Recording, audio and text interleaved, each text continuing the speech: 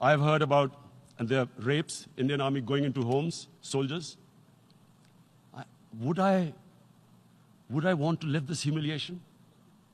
Would I want to live like that? I would pick up a gun. You're forcing people. You are forcing people into radicalization. When people lose the will to live, what is there to live for?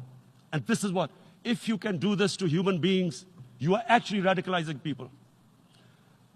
And so, Mr. President, I want to repeat here, this is one of the most critical times. There will be a reaction to this. Pakistan will be blamed. Two nuclear-armed countries will come face to face like we came in February. And before we head in that direction, the United Nations has a responsibility. This is why